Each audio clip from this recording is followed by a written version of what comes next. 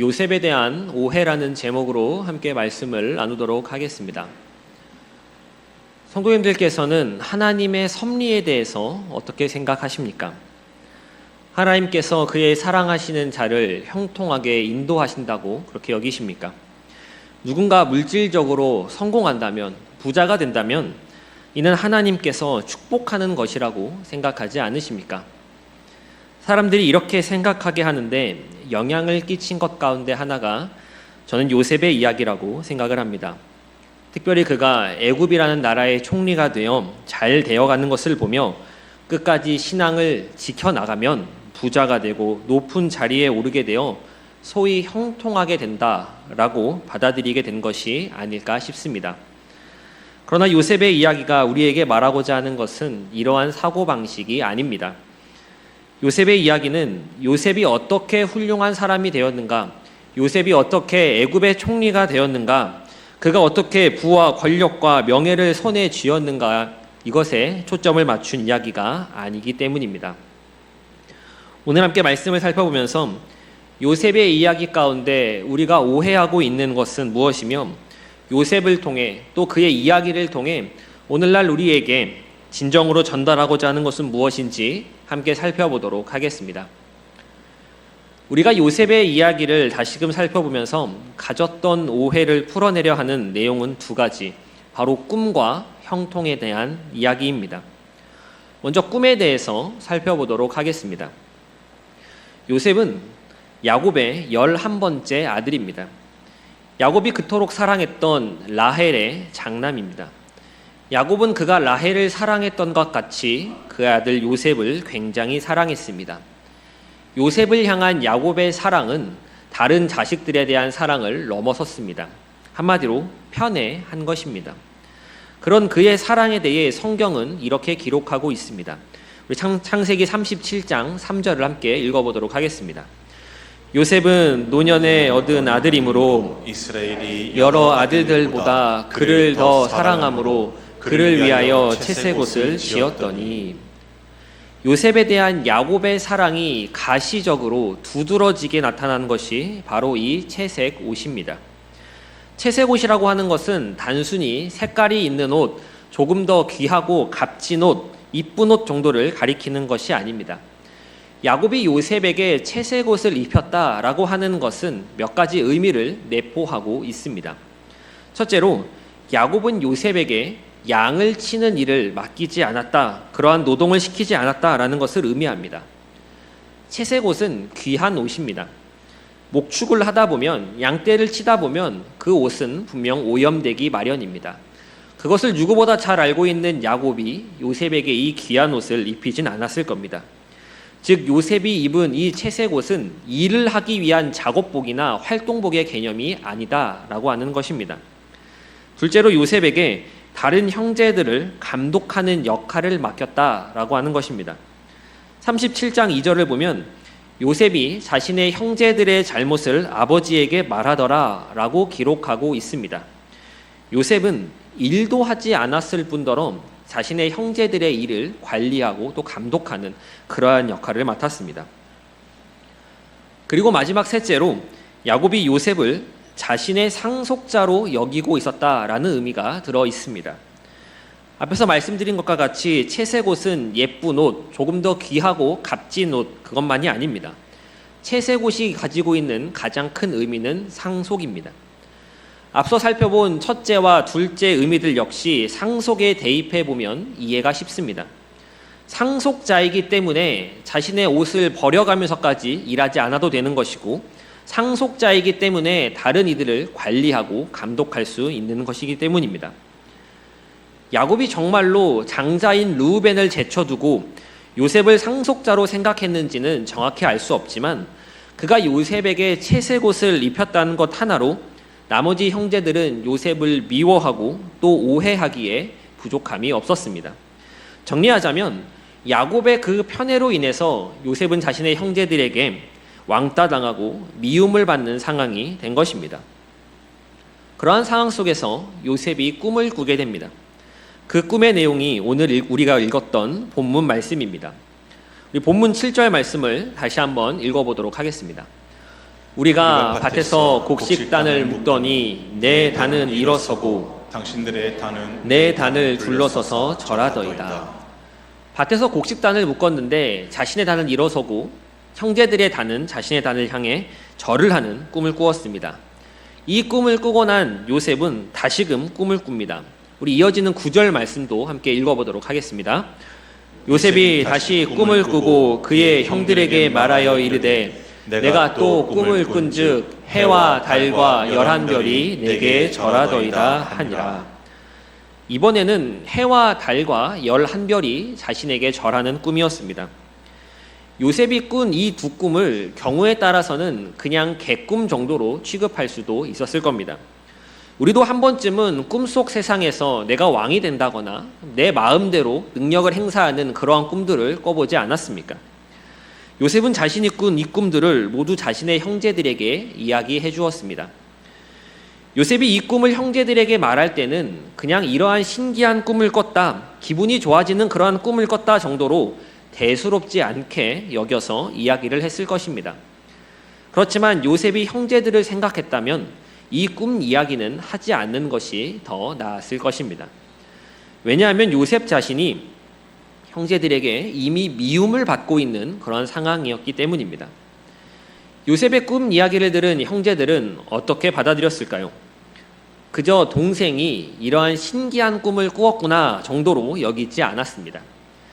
그들은 요셉의 마음속 깊은 곳에 있는 것, 요셉이 은연중에 가지고 있는 생각들이 꿈에 투영되어 나온 것으로 받아들였기 때문에 요셉의 꿈 이야기를 듣고 더욱 미워하게 되었습니다. 하지만 요셉의 꿈은 요셉의 무의식적인 생각이 투영되어 꾸게 된 것이 아니라 하나님의 계시였습니다. 그런데 이 꿈을 통한 하나님의 계시가 참 애매합니다. 창세기를 비롯한 구약의 말씀들을 보면 하나님께서는 꿈을 통해 자신의 계획들을 말씀해 주셨습니다. 아브라함도 이삭도 야곱도 모두 꿈으로 언약을 확인해 주셨고 그들에게 말씀하셨으며 그들에게 위로해 주셨습니다. 그런데 이번에 요셉이 꾼 이 꿈에는 하나님께서 아무런 말씀도 하지 않으십니다. 천사가 나오는 것도 아니고 하나님께서 직접 무언가를 요셉에게 말씀해 주시는 장면도 없습니다. 그렇기에 그냥 무의식적인 투영이라고 그렇게 생각할 수도 있는 그런 꿈입니다. 만약 요셉이 이 꿈으로 인해 형제들이 자신을 섬기게 되고 자신이 대단한 사람, 높은 사람이 되는 것으로 받아들였다면 그건 지나친 비약입니다. 또 한편으로 이것이 요셉의 무의식적에 있던 것이 나온 것이라면 이건 요셉의 비전이 아니라 그가 가졌던 야망에 불과합니다. 우리는 종종 요셉을 꿈꾸는 자, 꿈꾸는 사람이라고 이야기를 하지만 하나님께서는 요셉을 꿈꾸는 사람이라고 말씀하지 않으십니다. 이 꿈꾸는 자라는 말이 처음 등장하는 것은 창세기 37장 19절에서 그의 형제들이 요셉을 조롱하며 썼던 표현입니다. 요셉의 꿈에 대해 우리가 바로 잡아야 하는 것은 이 꿈이 요셉의 꿈, 그가 장차 커지고 위대해지고 높은 자리에 오르게 된다라는 그러한 꿈이 아니라 하나님의 계획이었다라고 하는 사실입니다. 그리고 이 하나님의 계획은 요셉을 형제들 위에 뛰어나게 만들려 함도 아니고 그를 애굽의 총리로 세우려 하심도 아니었습니다. 요셉이 꾸게 된 이 하나님의 계획은 이스라엘 백성들에게 약속된 고난의 시작을 알리는 것이었습니다. 하나님께서는 아브라함과 언약을 맺으셨습니다. 그리고 그에게 가나안 땅을 주겠다라고 약속해 주셨습니다. 그런데 하나님께서는 이 약속의 말미 가운데 이러한 말씀을 덧붙이셨습니다. 창세기 15장 13절과 14절 말씀을 함께 읽어보도록 하겠습니다.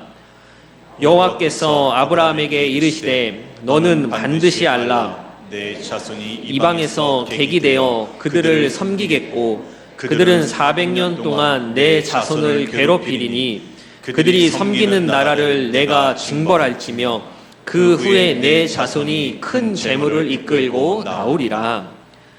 아브라함의 자손이 이방의 객이 되어 400년 동안 종살이를 하다가 큰 민족을 이루어 그 땅을 나오게 될 것이다 라고 하는 그러한 말씀이셨습니다. 그렇기에 지금 요셉이 꾼 이 꿈은 요셉이 장차 높은 위치에 이르게 될 것이라는 그의 성공을 나타내는 것이 아니라 요셉을 통해 아브라함의 자손들을 이방의 땅, 곧 애굽으로 인도하실 것이며 요셉을 통하여 아브라함에게 하셨던 그 약속을 성취하시겠다라는 하나님의 계획인 것입니다. 그렇기 때문에 성경은 요셉이 총리가 된 것을 가리켜서 성공이라고 말하지 않고 하나님의 섭리이자 하나님의 뜻이라고 그렇게 이야기를 하는 것입니다. 하나님께서는 요셉이 꾸었던 꿈을 이루어 주신 것이 아니라 하나님의 계획을 요셉을 통하여 이루어가고 계신 것입니다.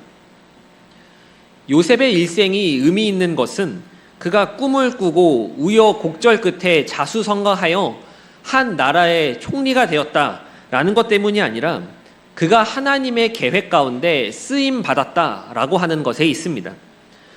그런데 우리는 왜 요셉의 꿈 이야기를 볼 때에 성공과 출세에 대한 이야기로 바라보는 것일까요? 요셉의 형제들은 요셉의 꿈을 하나님의 계획으로 보지 않고 개인의 성공과 출세로 보았기에 이를 질투했습니다. 물론 그들이 질투할 수밖에 없도록 편애하며 채색 옷을 입힌 야곱도 문제겠지만 현대를 사는 우리도 요셉의 형제들과 같은 실수를 종종 저지르곤 합니다. 우리는 누군가 성공했다, 높은 자리에 올랐다, 부자가 되었다라는 이야기를 들으면 그것을 하나님의 계획과 하나님의 뜻을 위한 과정이라고 생각하기보다는 개인의 출세와 개인의 성공으로서 이를 이해하곤 합니다. 그러면서 이를 부러워하기도 하고 갖지 못한 나, 얻지 못한 나를 생각하며 위축되기도 합니다.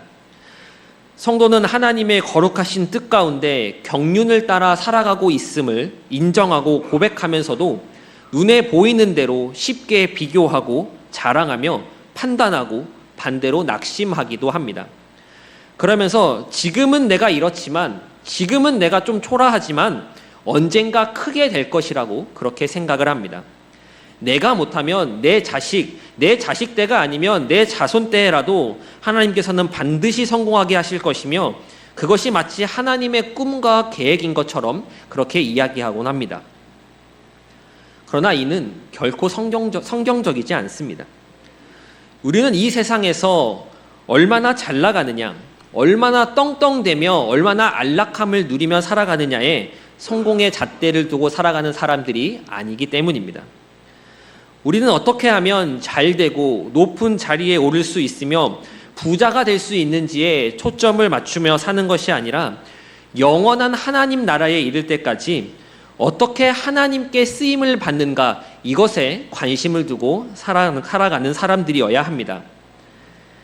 요셉이 총리가 된 것은 하나님의 계획을 이루기 위한 하나의 과정이었습니다. 어떤 계획입니까? 요셉을 통해 야곱과 그의 자녀들을 애굽으로 인도하여 내시고 마침내 큰 민족을 이루게 하셔서 그 땅을 나오게 하실 것이며 그들에게 거할 것으로 가나안 땅을 주시고 야곱의 자손 중에서 유다 자손 중에서 다윗의 가문을 택하셔서 다윗의 자손인 예수 그리스도를 통해 그의 백성들을 건져내며 이 세상을 구원해 내시려는 하나님의 계획이었습니다. 그런데 그걸 마치 요셉이 잘해서 성공한 것처럼, 요셉이 축복받아서 높은 자리에 오른 것처럼 여겨서 우리도 요셉처럼 그러한 꿈을 꾸고 세상에서 출세하고 성공하는 것을 우리의 목표로 삼는다면 이 얼마나 어리석고 안타까운 일이겠습니까? 우리가 추구하고 우리가 바라봐야 하는 것은 세상이 말하는 성공이 아닙니다. 오직 하나님께 쓰임받는 것이어야 합니다. 우리는 미래를 생각할 때 나는 장래에 어떤 사람들이 되어 있는가, 즉 무엇이 되는가에 우리의 관심을 기울입니다. 그러나 예수 그리스도를 믿고 따르는 우리에게는 무엇이 되는가보다 더 중요한 질문이 있습니다. 그것은 누구의 손에 붙들려 있는가라고 하는 것입니다. 하나님께서 나의 삶을 인도하신다고 믿는다면, 내 삶이 하나님 앞에 있다라고 고백한다면 형들에게 배신을 당하여도 모함을 받아 옥에 갇혀도 애굽의 전역을 다스리는 총리가 되었어도 늘 같은 마음으로 하나님을 의지하며 살아갈 수 있게 되는 것입니다. 요셉이 꾸었던 이 꿈이 요셉 개인의 바람이거나 야망이 아니라 하나님의 계획이었다라고 하는 것이 우리에게는 소망이 됩니다. 우리가 어떠한 상황에서도 좌절하거나 또 교만하지 않을 수 있는 것은 우리를 향한 하나님의 선하신 계획이 있음을 믿기 때문입니다. 우리는 요셉의 꿈을 통해 신실하게 계획을 이끌어 가시는 하나님의 모습을 보게 됩니다. 요셉을 통해 이루어 가셨던 하나님의 계획은 오늘날에도 그 뜻에 맞게 준비되며 또 이루어져 가고 있습니다. 그 계획 가운데 귀하게 쓰임 받으시는 저와 여러분들 되시기를 간절히 소망합니다.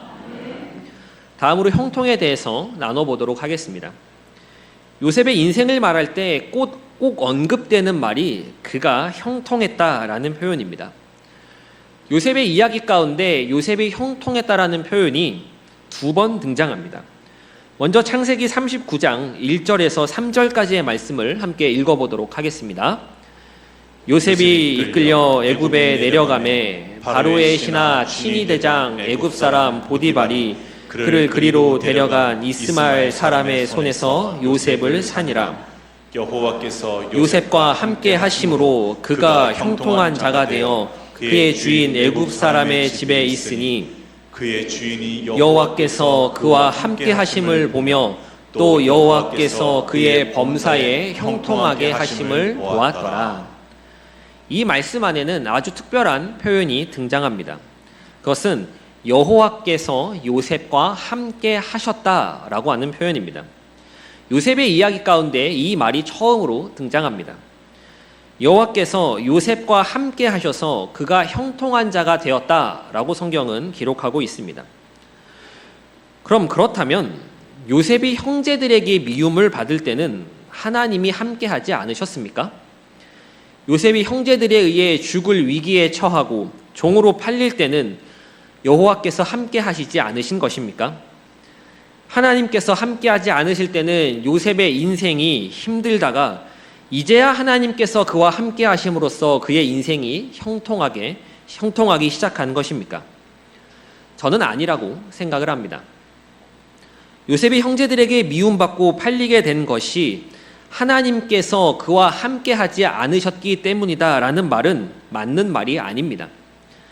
앞에서 말씀드린 것과 같이 요셉이 형들에게 팔린 것은 과거 하나님께서 아브라함에게 보여주셨던 그 하나님의 계획을 실현하는 과정이었습니다. 요셉이 야곱의 편애 아래 채색 옷을 입고 잘 먹고 잘 살고 있을 때에는 하나님께서 요셉과 함께 하신다는 것에 대해서 의문을 가질 필요가 없었을 것입니다.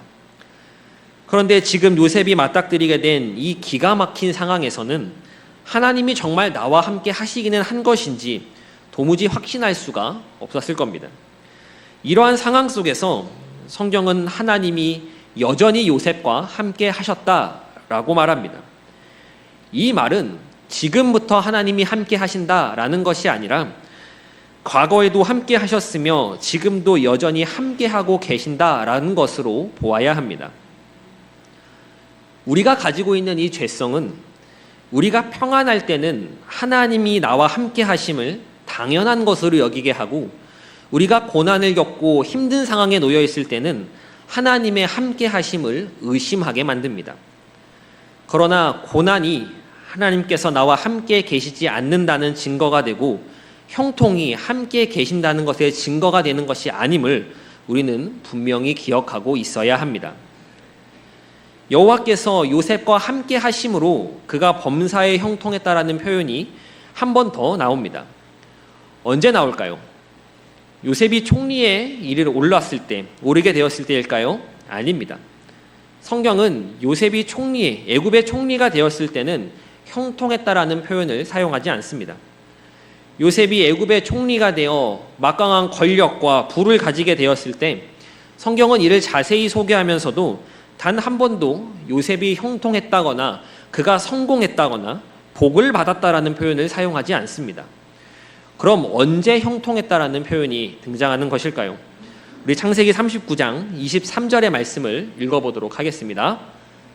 간수장은 그의 손에 맡긴 것을 무엇이든지 살펴보지 아니하였으니 이는 여호와께서 요셉과 함께 하심이라. 여호와께서 그를 범사에 형통하게 하셨더라. 바로 요셉이 보디발의 아내 때문에 억울한 누명을 쓰고 옥에 갇히게 되었을 그때에 이 형통했다라는 표현이 등장합니다. 성도 여러분, 그렇다면 이 형통이라고 하는 것이 대체 무엇입니까? 노예가 가정 총무의 자리를 얻어서 중노동을 하지 않고 조금 몸 편하게 있는 것이 형통입니까? 간수장에게 인정받아서 옥살이를 조금 편하게 하는 것, 이것이 형통인 것입니까? 사람들은 언제부턴가 이 형통이라고 하는 것을 물질적 축복이나 편안하고 안락한 삶을 가리키는 것으로 이해하기 시작했습니다. 교회 역시 이 땅에서의 삶이 전부인 것처럼 세상에서 넉넉하게 사는 것을 형통이라고 여기며 하나님과 동행하는 것을, 그리고 하나님을 섬기는 것을 이 형통을 얻기 위한 수단으로 여기기 시작했습니다. 그러나 이것이 정말로 성경이 말하고 있는 형통이겠습니까? 요셉의 이야기에서는 형통이 결코 그런 것이 아님을 분명히 나타내주고 있습니다. 성경은 요셉의 이야기를 통해서 진정한 형통이 무엇인지 두 가지로 이야기를 합니다. 첫째로, 형통은 편안히 잘 사는 것이 아니라 하나님의 뜻과 하나님의 계획이 이루어지도록 순종하는 것을 가리킵니다. 요셉의 이야기가 주는 마지막 강조점은 그가 총리가 되어서 그와 그의 가족들이 애굽 땅에서 떵떵거리며 잘 먹고 잘 살았다가 아니라 요셉을 통해 그 가족들이 애굽 땅으로 이주하게 되었다라는 것에 있습니다. 즉 요셉의 이야기는 요셉의 성공 이야기가 아니라 하나님의 구원 이야기인 것입니다. 요셉은 그것이 어떻게 하나님의 일이 되는지, 하나님의 계획이 무엇인지 알지 못했습니다. 그는 자기의 삶이 하나님이 아브라함에게 하신 언약을 이루시는 과정 가운데 있다라는 것을 짐작조차 할 수 없었습니다. 하지만 그에게 주어진 모든 상황 가운데 그는 낙심하지 않았고 하나님 앞에서 살아갔기에 하나님께서는 순조롭게 하나님의 일을 이루어 가셨습니다. 환난 중에도 요셉과 하나님이 함께 하심으로써 하나님께서는 요셉이 겪는 고난과 억울함이 낭비되지 않도록 하신 것입니다. 요셉이 애굽의 총리가 되었다 하더라도 가족들을 돌보지 않고 흥청망청 개인의 즐거움과 안녕만을 위해 살았다면 성경은 그것을 결코 형통이라고 부르지 않습니다. 고난이나 가난도 낭비돼서는 안 되고 부유함과 편안함도 낭비돼서는 안 됩니다. 풍족해서 의미가 있는 것도 아니고 가난해서 의미가 있는 것도 아닙니다. 그것이 무엇이든지 하나님께서 함께 하심으로 거기에 사명이 있을 때, 하나님의 계획이 이루어지고 있을 때 그것이 의미 있는 것입니다. 예수님을 믿는 성도인 우리는 하나님의 뜻을 이루어가는 그러한 삶을 살고 있을 때 그것을 형통함이라고 부를 수 있어야 합니다. 비록 가난해도 육체적으로 말할 수 없는 고생을 하더라도 그것이 하나님의 뜻을 이루고 있을 때 우리는 그것을 형통하다라고 말할 수 있어야 한다는 것입니다. 많이 누리는 것을 형통이라고 부르는 것은 지극히 세상적인 관점입니다. 우리는 무엇이 하나님의 뜻을 이루는 것인지 알지 못하고 하나님께서 어떤 뜻을 이루기 원하시는지 알지 못합니다. 그렇기에 우리 인생의 성공과 실패를 하나님의 손에 맡겨드리고 하나님이 약속하신 말씀에 따라 하나님이 기뻐하시겠다 싶은 일들을 은혜로 감당하며 믿음으로 살아낼 수 있어야 합니다. 하나님의 뜻을 미리 알고 이루어 드린다는 것이 아닙니다. 하나님께서 그 기뻐하시는 뜻을 이루어 가시도록 가난도 낭비하지 않고 부함도 낭비하지 않으려고 최선을 다해 성실하게 하루하루를 살아가야 한다라는 의미인 것입니다. 물론 무조건 성실하게 산다고만 해서 이를 형통함이라고 이야기할 수는 없습니다. 안락하고 풍요로운 삶을 위해 남들보다 더 많이 갖기 위해 내 야망과 꿈을 이루기 위해 성실한 것이라면 그 성실함은 탐욕입니다. 하지만 결과에 연연해하지 않고 환경을 초월하여 하나님의 은혜 안에서 행하는 성실함은 형통함이라고 할 수 있습니다. 그리고 이것은 더 나아가서 궁극적인 삶의 예배로 이어지게 됩니다. 나의 삶을 통하여 하나님의 영광이 이루어지는 서울제일교회 성도님 되시기를 간절히 소망합니다. 둘째로, 형통은 복을 받는 삶이 아니라 복이 되는 삶을 이야기합니다. 창세기 39장 4절과 5절 말씀을 함께 읽어보도록 하겠습니다. 요셉이 그의 주인에게 은혜를 입어 섬김에 그가 요셉을 가정 총무로 삼고 자기 소유를 그의 손에 의탁하니 그가 요셉에게 자기의 집과 그의 모든 소유물을 주관하게 한 때부터 여호와께서 요셉을 위하여 애굽 사람의 집에 복을 내리심으로 여호와의 복이 그의 집과 밭에 있는 모든 소유에 미친지라.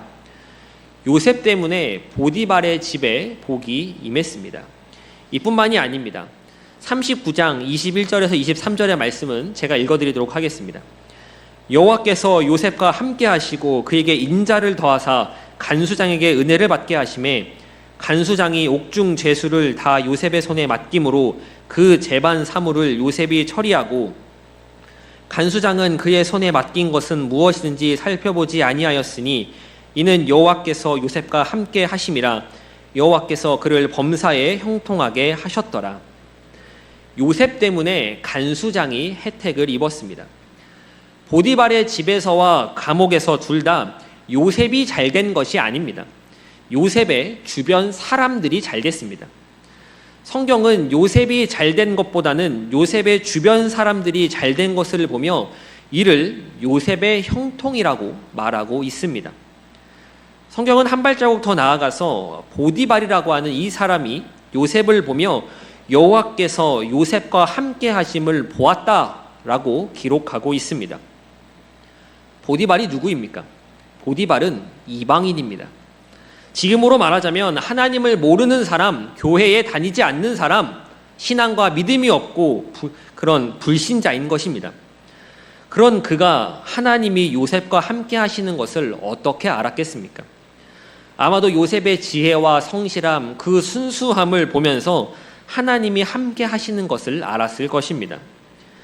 요셉의 그 지혜와 성실함으로 보디발의 집에 복이 임했습니다. 이 복이라는 것이 요셉으로 인해서 보디발이 재산을 많이 축적했음을 의미하는지 아니면 그가 출세를 의미하는 것인지 모르겠지만 요셉을 통해서 주변 사람들이 복을 받았다라는 것은 성경이 명백하게 기록하고 있습니다.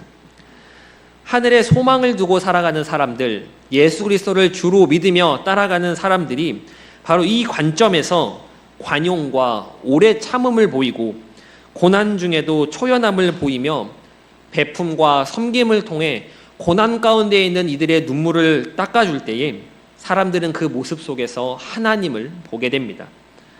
내 모습 속에서 믿지 않는 자들이 하나님의 모습을 보게 될 때 그것이 형통함이며 그 인생을 가리켜서 형통한 인생이다라고 말할 수 있는 것입니다. 교회도 마찬가지입니다. 세상 사람들이 교회를 보면서 교회는 다르다라고 말할 수 있을 때 비로소 교회는 존경을 받고 그것이 교회의 형통함이 됩니다. 큰 건물을 소유하고 있고 많은 사람이 모이고 재산이 많으면 형통한 것이 아니라 하나님의 임재를 보일 수 있어서 사람들에게, 믿지 않는 자들에게 저것은 다르다라고 하는 그 다름을 인정받으면 그것이야말로 교회의 형통인 것입니다. 저는 서울제일교회 성도님들이 우리가 생각하는 형통은 세상에서 잘 먹고 잘 사는 것이 아니라 하나님과 동행함으로 하나님의 원하심을 이루며 하나님의 임재하심을 내 삶 가운데서 나타내는 것, 그렇게 살아가는 것이라고 고백하는 신앙과 믿음이 되시기를 주님의 이름으로 간절히 소망합니다. 말씀을 정리하도록 하겠습니다. 우리는 요셉의 꿈과 형통에 대해서 생각해 보았습니다. 우리는 성경에 기록된 인물들의 이야기가 그저 단순한 성공 이야기가 아님을 잘 알고 있습니다. 그러나 그럼에도 불구하고 성경의 인물들을 통해 말씀하고자 하시는 하나님의 이야기에 관심을 갖고 귀를 기울이기보다는 이들이 성공할 수 있었던 비결을 찾아 나도 이들처럼 이 땅에서 성공하여 안락하게 누리며 사는 것에 더 관심을 갖고 더 주목하곤 합니다.